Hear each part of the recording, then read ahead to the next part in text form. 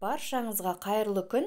Менің ас үй каналыма қош келдіңіздер. Бүгін сіздермен нағыз жаз мезгіліне арналған, ыстық күндері ішетін, шөлді қандыратын, әрі тойымды тағам болып саналатын окрошка тағамы немесе сусынын бірге дайындайтын боламыз. Ол үшін бізге қайнатылған жұмыртқа, қайнатылған картоп, қияр, укроп, көк пияз, колбаса және де редиска қажет болады.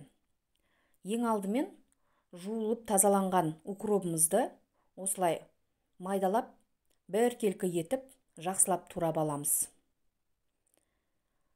Дәл осы укроптан кейін көк пиязымызды да осы ретпен оны да жақсылап майдалап турап аламыз да үстіне шамалы шымшым тұзымызды салып,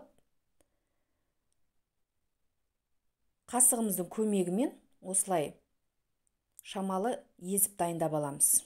Ендігі кезекте бізге редиска қажет болады. Дәл видеодағыдай редискаларымызды ұзынша етіп, барлығын осылай турап аламыз.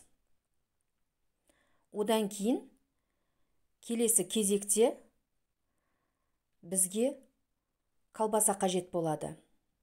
Колбасамызды да дәл осы ретпен алдымен осылай домалақтап, одан кейін кубиктап, жақсылап біркелкі етіп, барлығын турап алатын боламыз.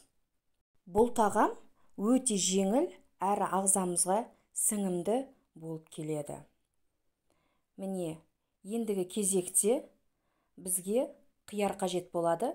Қиярымызды да дәл осы ретпен барлығын кубиктап турап алатын боламыз. Дәл осы рецепттің толық құрамын описание бөлімінде қалдыратын боламын. Сол жерден көріп, сіздер де жасасаңыздар болады. Міне, ендігі кезекте жұмыртқамызды және де қайнатылған картопымызды да дәл осы ретпен оны да кубиктап, жақсылап біркелкі етіп, барлығын турап алатын боламыз. Достар, егер менің каналым ұнап жатса, каналыма тіркеліп, лайк басып, жақсы пікірлеріңізді қалдырсаңыздар болады. Жаңа видеоларымды жіберіп алмас үшін қоңырауша белгісін басып қоюды да ұмытпаңыздар. Міне, картопты да дәл осы ретпен оны да кубиктап турап алатын боламыз. Сонымен қатар менің каналымнан түрлі тәттілер мен және де дәмді астың рецептілерін таба аласыздар. Міне, осылай барлығын біркелкі етіп турап алдық. Ендігі кезекте алдын ала дайындалған 4 ас қасық қаймағымызды және де қалауларыңызша 1 кесе айрандарыңызды құйып, одан кейін газдалған сусындарыңызды құйып,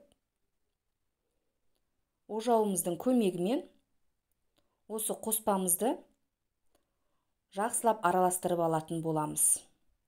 Дәміне қарай шамалы тұзымызды да салып жіберуді ұмытпайық. Міне, біздің жеңіл әрі өте тойымды жазды күні жасалатын окрошка тамағымыз дайын болды. Дәл осылай ыдысымызға құйып, бірден жіберсек болады. Дәл осы рецепт түрімен сіздер де жасап көріңіздер. Дәмі өте керемет болып шығады. Назарларыңызға рахмет. Сіздермен болған Гүлнұр. Келесі видеода жолыққанша аман сау болыңыздар. Ал бізге ас болсын.